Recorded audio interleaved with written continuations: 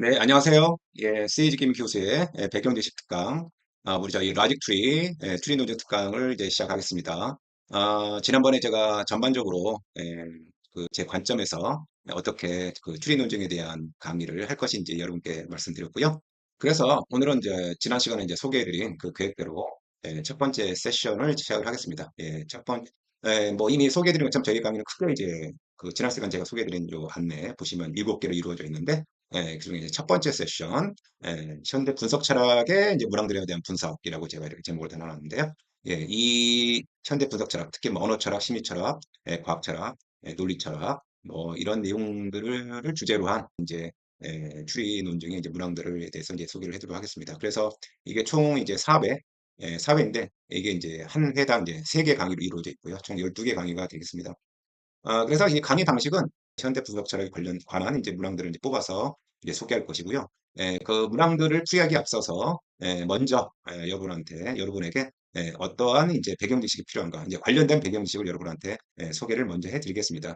그리고 그 배경 지식을 토대로 우리 실제로 추리논증 문제를 풀을 때 그런 배경 지식이 어떻게 이제 도움이 되는지를 한번 살펴보도록 하겠습니다. 그래서 이제 말씀드렸던 것처럼 이제 기억하시겠지만은 그 45개의 문항 중에서 가장 큰 비중을 차지하고 있는 게 이제 법학과 철학이다라고 말씀드렸습니다. 그래서 철학 문학이 적어도 10개 문항, 10개 문항 그리고 뭐 그 논리 퀴즈 퍼즐까지 포함하면 거의 12, 13개, 많으면 이제 뭐 15개까지도 갈 수 있는.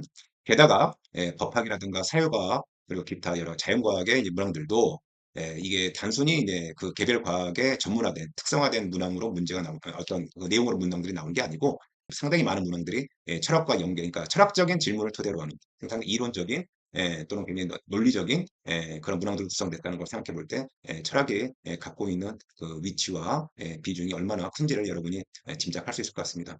뭐 제가 뭐 말로 이렇게 강조하는 게 의미가 없을 것 같고요. 실제로 이제 문항들을 풀어가면서 왜 그렇게 강조를 했는지를 아마 여러분이 이제 실감할 수 있을 것 같습니다. 그리고 또 한 가지는 이제 이미 또 말씀드렸던 것처럼 실제로 이제 이런 출제에 들어가는 교수님들 그리고 이런 이제 전체적인 뭐라고 할까요? 리트의 추리 논증의 전체적 구조를 운영하고 설계하고 운영하는 그런 팀에서의 이제 일하시는 분들이 실제로 다 철학을 배경으로 두고 있고요. 특별히 철학 중에서도 제가 말씀드렸던 이제 논리에 기반하고 있는 철학, 흔히 이제 현대 분석 철학이라고 하는 이런 철학 쪽에 이제 전공을 하신 분들이 관여가 돼 있을 것이라고 저는 추정하고 있어요. 그래서 그런 당연히 그런 분들이 이제 관여되어 있기 때문에 우리가 이제 현대 분석 철학에 대한 어떤 일반적인 또는 어떤 구체적인 배경 지식을 갖는 것이 얼마나 중요한가는 뭐 제가 특별히 뭐 강조해 뭐 제론의 여지가 없다고 봅니다. 그래서 이제 우선적으로는 이제 언어 철학에 대해서 먼저 이제 말씀을 드리도록 하겠습니다. 예, 제가 이제 뭐 여러분한테 이제 전체적인 그림을 이제 드릴 텐데 이 중에서도 이제 특히 이제 제가 이제 강조하고 싶은 부분이 뭐냐면 바로 이제 이 언어 철학입니다. 예.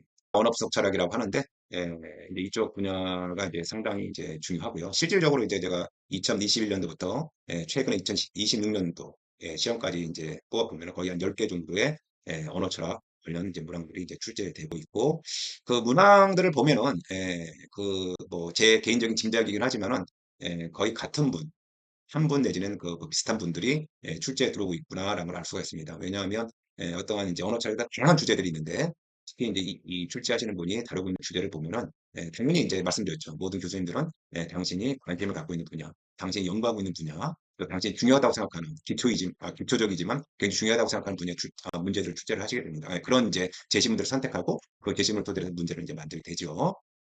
최근에 이제 어떤 최근 6개년이죠. 6개년의 문항들을 쭉 보면은 어떤 이제 방향성이 있어요. 이분이 어느 철학에 어떤 쪽에 초점을 두고 있는지. 그래서 그런 부분들을 좀 제가 여러분한테 말씀을 좀 드리려고 하고요.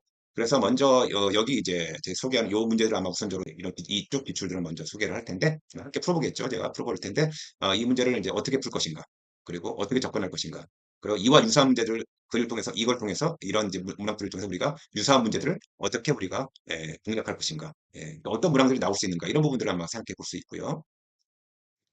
네. 그래서 이제 여기 나온 이제 주제들이 있는데 이 주제들의 공통된 내용들이 있습니다. 그래서 그 부분들을 먼저 제가 배경 정보서 먼저 소개를 해 드리고 그다음에 이제 이 문항들을 한번 접근을 해 보겠습니다. 그래서 먼저 이제 배경 정보 소개를 해 도록 하겠습니다. 지금 제가 보고 있는 이 교재를 아마 여러분이 아마 구입해서 보실 수 있을 것 같은데요. 제가 일단 먼저 말씀드리고 싶은 거는 이제 언어 철학에 있어서 이제 중요한 부분을 이제 몇 가지를 좀 소개를 하겠습니다. 특별히 이제 뭘 얘기할 것이냐면, 의미가 굉장히 중요한데요. 그러니까 이제 언어 철학이라는 분야가, 이제 철학을 제가 이렇게 차이를 쓸게요. 언어 철학이라고 하는데, 언어 철학하고 이제 언어학에 굉장히 중요한 차이가 하나 있습니다. 언어학은 경험과학이에요. 그러니까 어떠한 특정한 언어 현상을 뭡니까? 대해서 분석하고, 그것을 토대로 어떤 일반화된 하나의 이제 이론을 이제 제시하는 게 언어학의 특징이죠. 그래서 이제 말씀드렸죠. 언어학은 경험과학이기 때문에 그 언어 현상에 대한 이제 분석을 하고 거기다 이론을 제시하는 거지만, 이제 언어 철학은 뭐냐 하면 이제 그런 언어학이 다루고 있는 굉장히 중요한 이제 중요한 어떤 현상이 있죠. 그게 바로 뭐냐면 의미예요, 의미. 그래서 언어 철학의 이제 목적 중에 하나는 이제 가장 궁극적인 질문은 그겁니다. 도대체 의미가 무엇이고, 그 언어적 의미가 무엇이고, 언어적 우리가 도대체 의미를 도대체 어떻게 우리가 이해할 수 있느냐, 이제 그게 이제 하나 굉장히 중요한 이제 질문입니다. 보통 이제 이제 의미에 대한 이제 철학적 이론들이 있어요. 의미에 대한 철학적 이론들.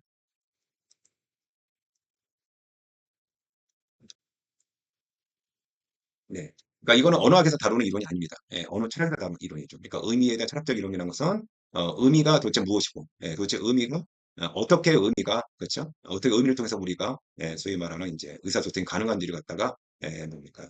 예, 이해하고 그 다음에 그 어떤 내용들을 이제 파악하고자 하는 게 바로 이제 언어 철학의 목적인데요. 그래서 이제 의미에 대한 철학적 이론 중에 이제 상당히 이제 기본이 되는 부분부터 이제 출발을 합니다. 그래서 그 중에 하나가 뭐냐면 의미에 대한 지시론이라는 게 있어요. 이게 이제 하나 중요한 출발점인데 뭐 레퍼런셜 티어리 오브 이제 미닝을 보통 얘기하는데요.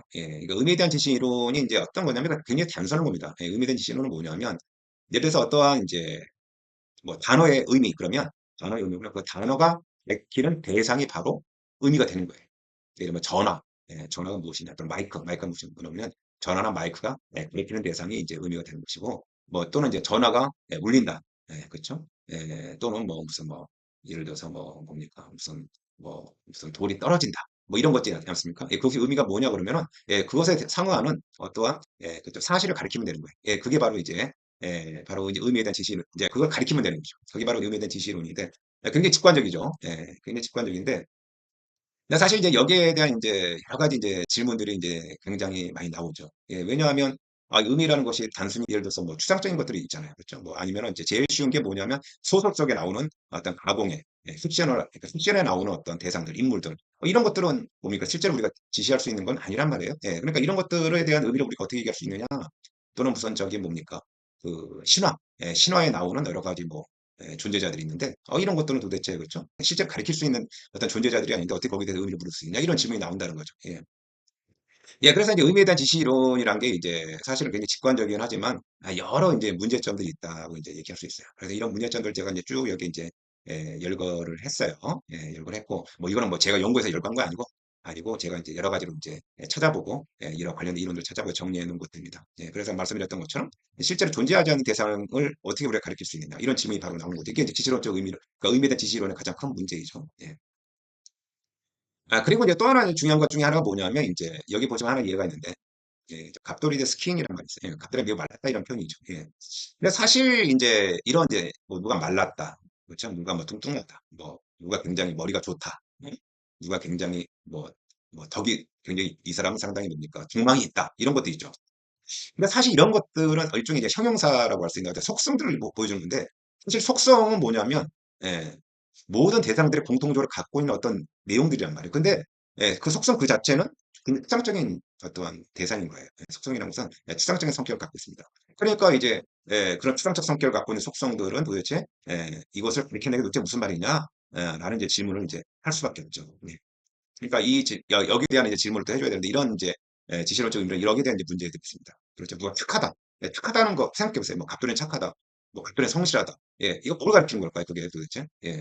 그렇죠. 무슨 의미는 알고 있지만 그게 지시론적 의미론이 말하는 것처럼 어떤 특정한 그냥 구체적 어떤 실제 대상을 가리키는 건 아니란 말이에요. 그렇죠? 여기다 이제 이제 의문이 이제 사람들 갖게 됩니다. 예. 예, 그래서 이제 뭐, 예, 또 하나 이제 봐야 될 게 뭐냐면, 이런 단어들 있죠, 여러분들. 뭐, 이렇게, 뭡니까. 이게 일종의 기능어들 있죠. very, 영어로 very, 우리나라 말로 하면 무슨 뭐, 연결사, 전치사, 뭐, 관사, 이런 것들 있지 않습니까? 그러니까 사실 이런 단어들은, 예, 기능을 통해서 보여주는 거기 때문에, 이건 역시 이제 지시론적 의미론이 말하는, 예, 그런 걸 가리키는 게 동의죠. 예, 그러니까 이런 이제 또 문제점도 있단 말이에요. 예. 예, 또 하나 이제 굉장히 중요한 부분이 있는데, 그 두 개의 이름이 동일 대상을 가리키면 의미가 다르다. 자, 이게 상당히 중요해요. 이건 이제 나중에 잠시 후에 제가 얘기를 하겠지만, 이제, 예, 프레게가 주목한 분이, 프레게는 아주 뭡니까, 매우 중요한, 뭐, 수학자, 논리학자, 철학자가 주목한 부분인데, 그러니까 서로 다른 이름이, 같은 대상을 가리키고 있단 말이에요. 그러니까 당연히 의미가 다르죠. 예, 근데 이게 비실험적 의미론에 따르면 다 하나의 의미가 있어야 되는데, 그렇지 않단 말이에요. 그러니까 이런 여러 가지 의미를 갖다가, 그렇죠. 하나의 동일한 대상에 대해서 부여되는 여러 가지 의미를 과연 지시론적 의미론이 어떻게 설명할 수 있느냐, 이 차이를 어떻게 설명할 수 있느냐, 이런 질문을 합니다. 그래서 사람들이 이제 여러 가지 이제 철학자들이 언어의 의미에 대한 이제 얘기를 많이 했는데, 여러분 잘 아시는 이제 서양 특히 영국의 이제 뭐 근대 철학자들이죠. 이 사람들은 어떤 생각을 했냐면, 의미를 좀 관념으로 봤어요. 관념. 관념이 뭐냐면 별거 아이디어라고 보통 얘기하는데, 관념이란 것은 생각, 우리 머릿속, 그러니까 예를 들어서 무슨 여러분 사과하면 사과의 어떤 관념이라는 걸 갖잖아요. 그렇죠? 이런 걸 얘기하는 것인데, 그래서 과연 관념이 의미가 될 수 있느냐, 이제 이런 얘기를 해볼 수 있어요. 그러니까 틀린 얘기는 아닌 것 같은데, 근데 여기서 관념은 뭐냐면 우리가 어떠한 대상을 볼 때 가질 수 있는 그 내용을 얘기하는 거예요. 그러니까 여기 지금 제가 나중에 이거 우리가 심리학 가서 좀 얘기할 텐데 여기 사람이 있어요. 예, 사람이 있는데 사람이 좀 강아지 좀 있는데 사람이라고 합시다. 사람인데 이 사람이 여기 지금 뭐 사과가 있어요. 사과. 사과가 있는데 이 사람이 이제 분명히 이제 이 사과를 보고 관념을 갖습니다. 머릿속에. 이렇게 이런 만화 보면 나오는 거 있죠. 이렇게 보면 이제 여기 이제 사과가 이렇게 떠오르고. 이게 바로 관념인데 근데 중요한 거는 이제 뭡니까? 이제 지시론적 의미론과 똑같은 이제 질문을 이제 해볼 수가 있는 거예요. 그렇죠? 왜냐하면 이 관념이라는 좀 심적인 대상인데 아까 말씀했던 뭡니까? 어떤 속성이라든가 그렇죠? 어떤 추상적인 어떤 존재자라든가 이런 거에 대한 관념을 도대체 어떻게 갖느냐? 라는 이제 질문을 이제 할 수밖에 없습니다. 그리고 또 하나 이게 더 중요한 부분인데 이 관념이라는 건 굉장히 주관적인 거예요. 각자가 어떤 사과를 보고 갖고 있는 각각의 이제 그것이 관념인데, 근데 중요한 건 뭐냐면 이 관념이 어때? 굉장히 주관적이란 말이에요. 근데 주관적인 관념이 어떻게 객관화된 의미로서 역할을 할 수 있느냐? 그런 질문을 또 한단 말이에요. 그러니까 일종의 이제 개념을 어떻게 보여줄 수 있느냐? 공통된. 그렇죠? 이런 식의 이제 질문이 나오게 되죠. 그래서 이런 것들이 이제 관념을 갖다 그러니까 의미를 갖다 관념으로 보는 것도 이제 문제가 되는 어떤 그런 이제 문제가 있는 거고요. 그 다음에 또 하나는 이런 식의 이제 아까 말했던 기능어들, 그렇죠? 뭐 is and of 이런 것들, 이런 것들 도대체 이런 것들 관념으로 어떻게 해줄 수 있느냐? 이런 질문을 이제 사람들이 하게 됩니다. 근데 이미 또 얘기했던 것처럼 관념으로서 의미는 이제 상호주관성이 없다. 왜냐하면 의미는 뭡니까? 서로 간 의사소통을 하는 상호주관성을 가져야 되는데, 그렇죠? 지금 얘기하는 이 관념이라는 것은 뭡니까? 주관적 관념이기 때문에 이게 어떻게 객관적 의미를 갖느냐 이런 식의 이제 질문들을 이제 사람들이 하게 됩니다. 일단 뭐 그래서 이런 여러 가지 이제 질문들이 나오는데 거기에 대한 대안으로 나오는 게 바로 이제 명제이론입니다. 이게 굉장히 중요한 것인데요. 명제이론. 우리가 이제 여러분들이 명제를 많이 쓰게 됩니다. 명제가 무엇이냐 뭐 여러 가지 얘기를 하는데 이게 명제는 이제 관련해서 우리가 봐야 될 문장을 먼저 봐야 됩니다. 문장. 네, 문장. 예. 그러니까 문장은 뭐냐면 명제에 대한 표현이라고 보시면 돼요. 명제 표현 방식 이렇게 하시면 됩니다. 표현 방식. 예. 이게 무슨 말이냐면 그 예를 들어서 뭐 제가 자주 쓰는 이제 예지만 뭐 내일 비가 온다. 뭐 지금 비가 내리고 있다. 이런 표현 있죠. 지금 비가 내리고 있다. 비가 내리고 있다. 그럼 이게 그러면 당연히 어떤 의미를 알고 있죠, 여러분요. 의미를 이해하고 있는데 뭐 이게 제가 우리말로 표현할 수도 있고 한국어, 그리고 영어로 표현할 수도 있고 뭐 독일어, 중국어, 일본어 뭐 그렇죠? 여러 가지 다양한 다른 소위 말하는 자연어라고 그래요. 자연언어, 내추럴 랭귀지라고 하는 자연어로 다 표현할 수 있습니다. 또는 뭐 컴퓨터 언어로 표현할 수도 있고 또 이모티콘으로 표현할 수도 있죠. 이 모든 게 다 문장이에요. 그러니까 어떤 문장?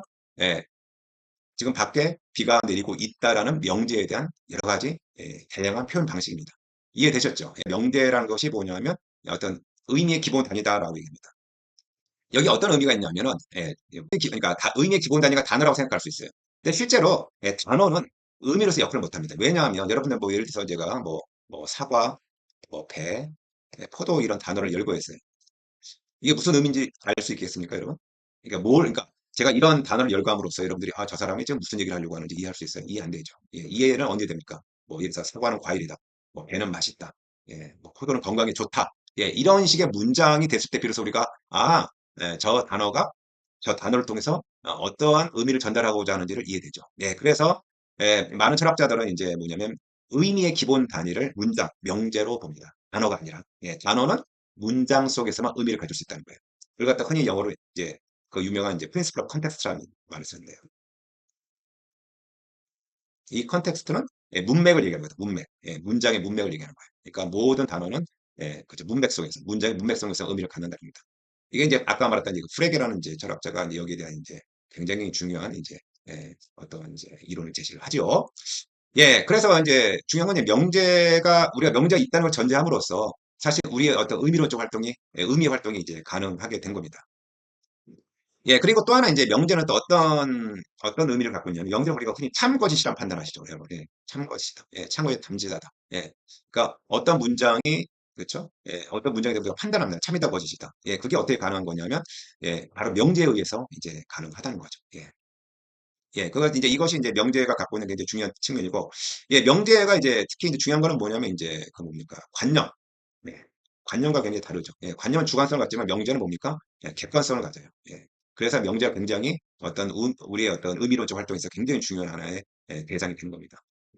근데 이제 명제에 대해서 사람들이 이제 여러 가지 얘기를 하지만 이제 그 명제에 대한 이제 여러 가지 장점들이 있어요. 좀 이렇게 제가 쭉 열거를 했는데 한번 쭉 한번 읽어보시면은 여러분들 이제 무슨 말을 하고 있는지 다 이제 이해하실 수 있을 겁니다. 예, 보시면 이해할 수 있는데 그러니까 명제는 뭐냐면 앞서 우리가 보았던 지시론적 의미론의 문제점들 그리고 뭡니까 관념으로서의 의미론이 갖고 있는 문제점들을 해결할 수 있어요. 예, 그 바로 이 명제가 이제 그런 역할을 다 해줍니다. 예, 그래서 이제 명제가 이제 그런 역할을 해주는데 명제도 이제 문제가 있죠. 예, 어떤 문제가 있냐면, 문제가 있냐면 이 명제라는 게 좀 추상적인 대상인 거예요. 예, 그러니까 문장은 실제 세계에서 구체적으로 표현이 되고 있죠. 그러나 그런 문장들이 가리키는 것은 뭐냐면 명제란 추상적 대상인 거예요. 근데 명제가 추상적이라는 것은 결국 무슨 얘기냐면 우리가 지금 경험하고 있는 시공간에 위치하지 않는다는 거죠. 예, 근데 어떻게 그 명제가 우리가 지금 실제 사용하고 있는 문장에 영향을 주고 있느냐라고 질문하는 거예요. 이게 철학적인 질문이죠. 네, 그 형이삭적 질문이고, 그다음에 또 우리가 그런 명제가 추상적인 걸 어떻게 파악할 수 있느냐라는 이등론적인 질문도 하게 됩니다. 예, 그럼에도 불구하고 사람들이 이제 명제 이론을 택하는 이유는 뭐냐면, 어, 명제에 대한 그런 형이사학적인 인식론적인 어떤 의문이 있지만은 중요한 건 우리가 명제를 전제함으로써 의미에 대한 많은 그런 아주 기본적인 철학적인 아주 이론적인 질문에 대한 답이 다 많은 답들이 나올 수 있다는 거예요. 예. 그러니까 뭐 의미의 객관성이라든가 그렇죠. 어떤 추상적인 속성들을 가리키는 어떠한 그런 개념, 어떤 단어들에 대한 어떤 의미라든가 또 기능을 담당하고 있는 그런 단어들의 의미라든가 이런 것들을 다 명제를 통해서 다 설명을 해 줄 수 있는 거죠. 그리고 가장 중요한 뭡니까? 의미가 갖고 있는 객관성. 예, 그렇죠. 상호 주관성도 바로 명리를 전제함으로써 우리가 그런 의미에 대한 객관성을 갖다 확보해 줄 수 있기 때문에 많은 이제 그런 언어에 대한 철학적 이론들을 제시하는 사람들은 명제를 갖다 기본적으로 이제 전제를 하죠. 그래서 이제 뭐 여러 가지 문제가 있음에도 불구하고 이 명제에 대한 얘기를 많이 하지만 어떤 철학적 관점에서는 여전히 이제 논쟁의 대상이 되고 있는 것입니다. 예, 그래서 이 부분들은 뭐 지금도 논의가 되고 있고 그래서 추리 논중에 이제 보면은 명제에 대한 얘기가 엄청 많죠. 예. 그러니까 이렇게 질문해 볼 수 있어요. 추리 논증 문제를 구성하고 기본 단위는 뭐냐? 예, 그건 명제, 문장이죠. 예, 그 여러분도 다 알고 있는 거죠. 예, 그렇죠? 예, 그 문장들의 집합이 하나의 논증을 형성하고, 그렇죠? 그 논증을 가지고 이제 문제가 만들어지는 거 아닙니까? 예, 그래서 추리 논증의 그 영역 중에 이제 언어 철학, 그러니까 아까 언어 분석 철학이라고 했는데 그 중에서도 이제 분석 철학이라고 현대 분석 철학이라고 하는데 그 중에 가장 기본이 되고 가장 큰 이제 위치를 차지한 것 중에 하나가 바로 이제 이 언어 철학이고 바로 이제 언어 철학에 관련된 여러 가지 문제들이 바로 이 명제, 뭐 문장과 다 연결이 되어 있습니다. 그래서 문제 보시면 아시겠지만 명제에 대한 문장이 엄청나게 많아요. 예. 그래서 여러분들 그냥 보시면 저런 얘기를 왜 할까? 이렇게 이제 생각할 수 있지만은 제가 방금 말씀드린 어떠한 이제 언어 철학이 의 목표, 언어 철학이 무엇을 하고자 하는지, 언어 철학의 그런 이제 분야의 특성을 보면은 저렇게 그 추리 논증의 그 언어 철학의 제시문들이 왜 도대체 명제에 대한 여러 가지 그런 또 의미에 대한 그렇죠 의미 의미에 대한 여러 가지 내용들을 얘기하고 있는 줄 여러분들이 아마 이제 알 수 있습니다.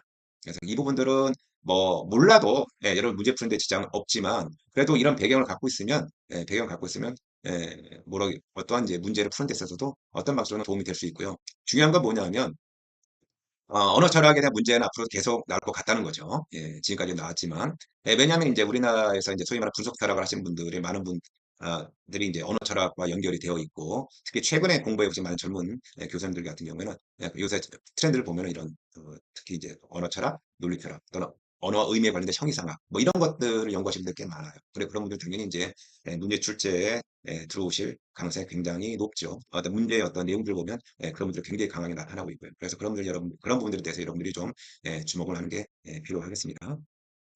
예, 그 다음에 이제 언어 때 굉장히 중요한 내용을 이제 저기 얘기할 텐데요.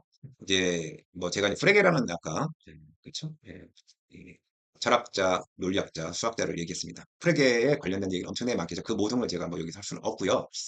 여기서 이제 제가 하고 싶은 거는 뭐냐면 이제 그 추리논 중에서 다루어지고 있는 문항들을 보게 되면 그렇죠? 문항들을 보게 되면 거기에 이제 당연히 언어 철학 문제들이 나오는데 거기에 어떤 이론적 배경이 있는데 그 이론적 배경의 가장 중심에 서 있는 사람이 바로 이 프레게라는 이제 철학자이며 논리학자이며 수학자입니다.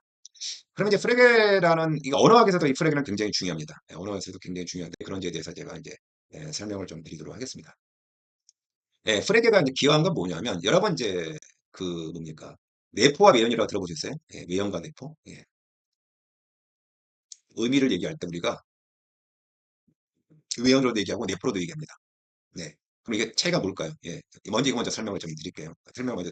보통 외연을 뭐라고 그러냐? 외연으로서 의미는 뭐냐면, 예, 어떤 단어가 있으면 그 어떤 단어나 문제를 가리키는 대상이나 상실을 얘기하는 거예요. 그게 외연이에요. 네. 그러니까 외연은 이제, 외연으로서 의미라는 건 뭐냐면, 예를 들어 마이크의 의미가 뭐냐면, 마이크란 대상이 바로 의미가 되는 거예요. 무슨 말인지 이해됐습니까? 그리고 마이크가 무슨 금속으로 만들어졌다. 뭐 이러면은, 마이크가 금속으로 만들어졌다는 그 문장이 있죠. 문장에 대응하는 그 사실, 그게 바로 의미가 되는 거죠. 근데 이제 네포는 뭐냐? 네포는 그 이상을 얘기하는 거죠. 그 이상. 무슨 얘기, 그래서 다시 말하면 외연의 경우에는 우리가 보통 외연으로서 의미를 보면 참거짓을 얘기를 많이 해요. 참거짓.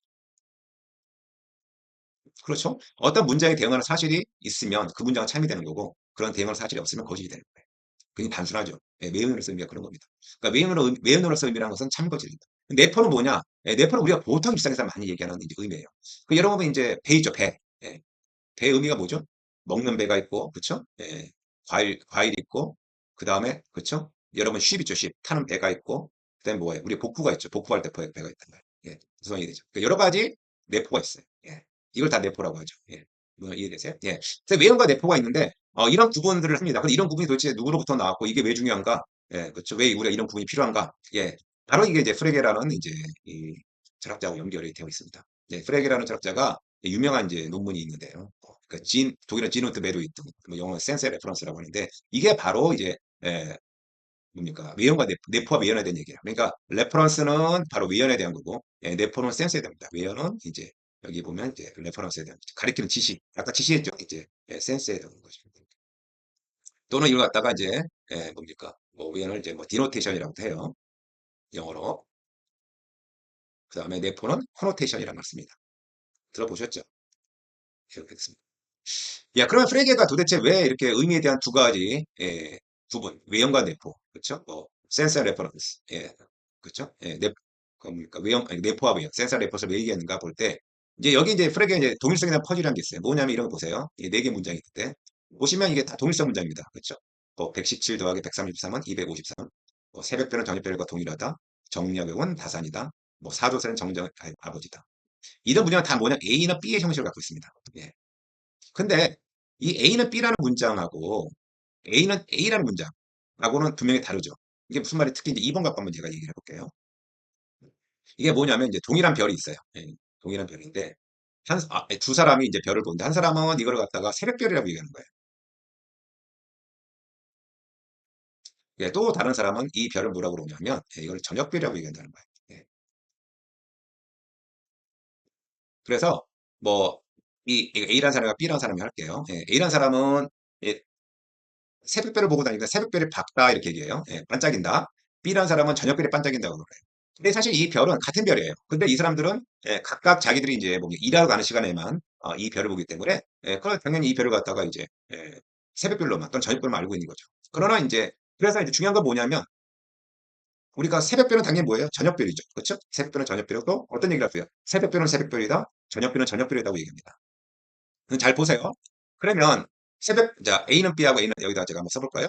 여기 보시면 A는 이거 안 되나? 예, A는 예, 잠시만요. 예, A는 A다. 예, 이거는 뭐예요? 뭐 새벽별은 새벽별이다. 뭐 저녁별은 저녁별이다.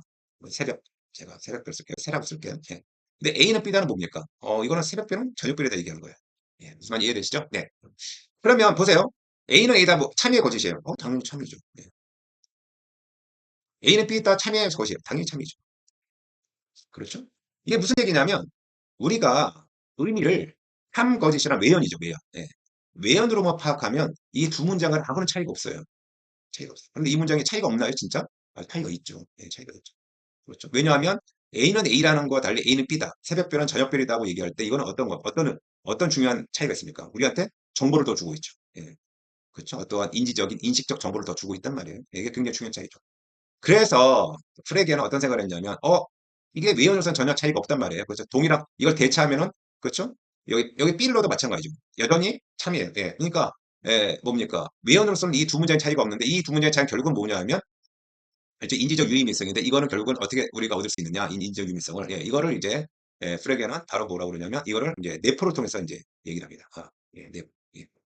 그 내포가 필요한 거예요. 예. 그러니까 뭐냐 하면, 예, 외연으로서는 차이가 없지만 내포, 예, 새벽별과 저녁별이라는 두 개의 어떤 내포로서의 의미가 있는 거죠. 예, 무슨 말인지 이해되시죠? 예, 그래서 이 내포가 이제 굉장히 이제 중요한, 바로 이제 이 부분을 갖다가 이제 프레게가 이제 드러낸 거죠. 예, 그래서 프레게가 이제 이런 동일성 문장에 대한 이제 뭡니까? 일종의 퍼즐이라고 하는데 여기에 대해서 이제 프레게가 의미를 갖다가 어떤 외연뿐만이 아니고, 예, 그렇죠. 다시 말하면 어떤 레퍼런스, 지시를 가리키는 지시에 대한 참거짓에 대한 외연뿐만이 아니고, 뭡니까? 그것에 대한 우리가 일반적으로 말하는 의미, 바로 내포를 얘기하지만 어떠한 인지적 차이를 주는 내포를 얘기하지만 바로 이런 동일성 퍼즐을 갖다 풀 수 있다라고 이제 얘기한다는 거예요. 이게 이제 프레게가 이제 보여주는 굉장히 중요한 부분입니다. 근데 하나 이제 여기 잠깐 어드밴스 된 내용이 좀 있는데요. 이거 한번 볼까요? 뭐냐면 이런 거예요. 이거 두 가지를 한번 보세요. 요 이제 이 논증을 한번 보겠습니다. 이 하나의 논증은 뭐냐면 이거예요. 뭐냐면 이제 요 논증을 한번 볼게요. 예, 이거 보세요. 요 문증 한번 보세요. 예, 정약용은 목미심사의 저자이다. 예, 정약용과 다살은 같다. 따라서 다살은 목미심사의 저자이다. 이렇게 얘기한단 말이에요. 이 논증은 타당하다고 합니다. 타당하다는 얘기는 뭐냐면 이 두 문장, 전제에 해당하는 두 문장을 참이라고 할 때 이 결론이 반드시 참이돼야 되는 거예요. 예, 이 두 문장을 내가 참이라고 가정할 때 이 마지막 결론이 거짓이 되는 게 참이 안 되는 게 불가능해요. 반드시 참이 될 수밖에 없어요. 그렇겠죠. 예. 그래서 이론적으로 타당합니다. 예. 당연하죠. 이거 뭐 어려운 얘기 아니죠. 그렇죠? 예. 그런데 이거 잘 보세요. 예, 이거 중요한 부분이 하나 있는데 이 논증을 한번 보세요. 이게 뭐냐면 여기 보세요.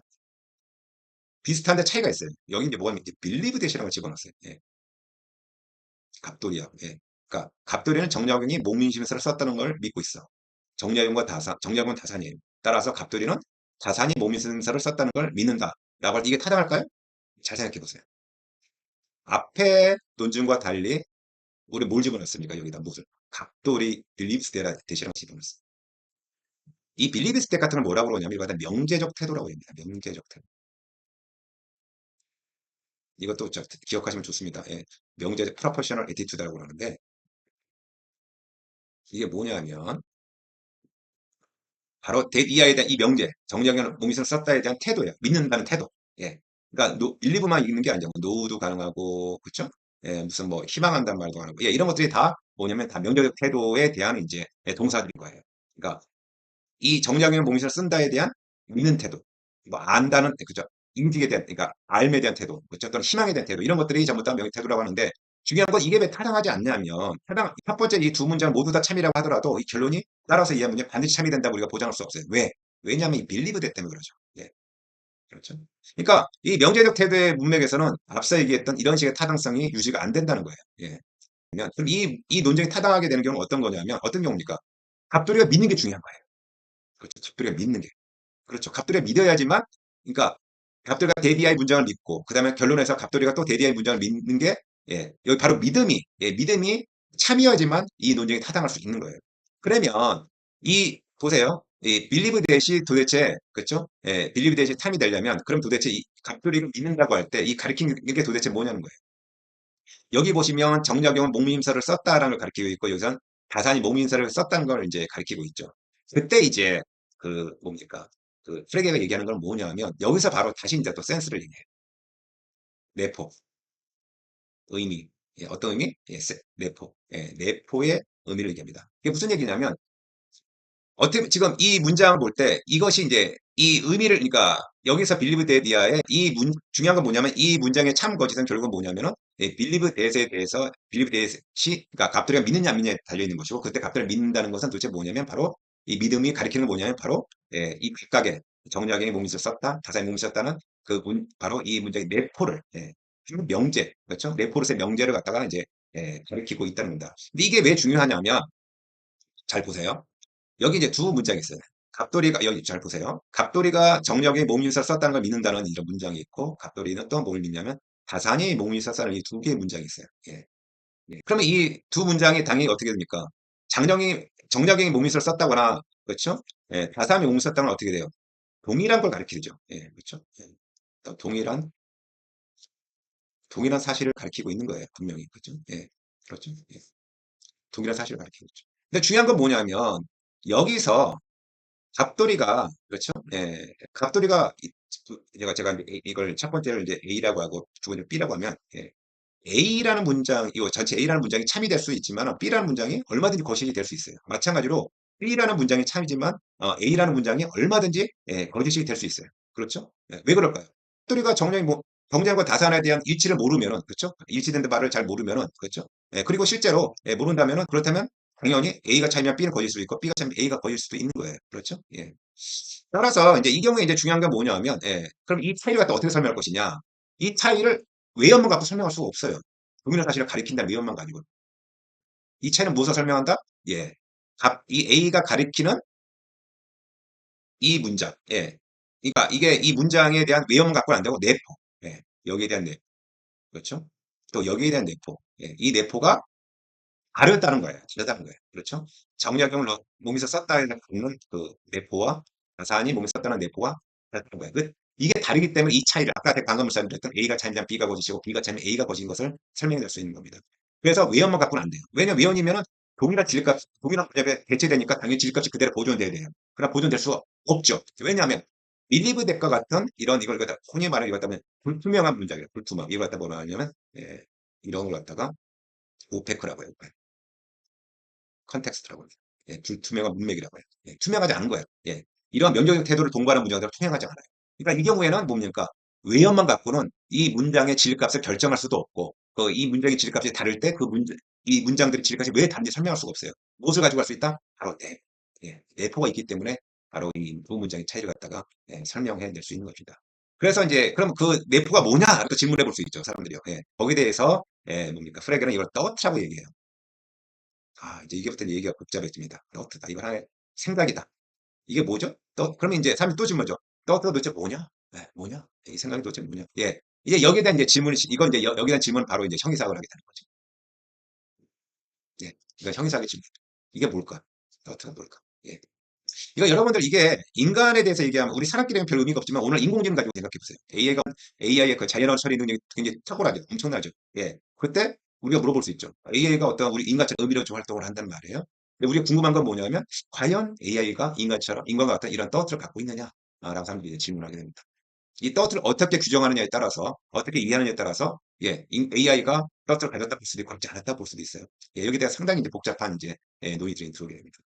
일단은 이제 제가, 여기서 이제 센스하고 레퍼런스, 그러니까, 내포와 외연에 대한 이 차이를 먼저 설명해 드리고, 그 다음 명제의 중요성을 설명해 드리기 위해서 먼저 배경 정보를 지금 첫 번째 세션을 설명을 드렸습니다. 그러면 이제 이런 배경 정보를 갖고 한번, 그리고 또 이제 지시론적 의미로 대한 얘기를 했죠. 이런 배경들 여러분 다 이제 이해 못할 수 있어요. 뭐 괜찮습니다. 괜찮습니다.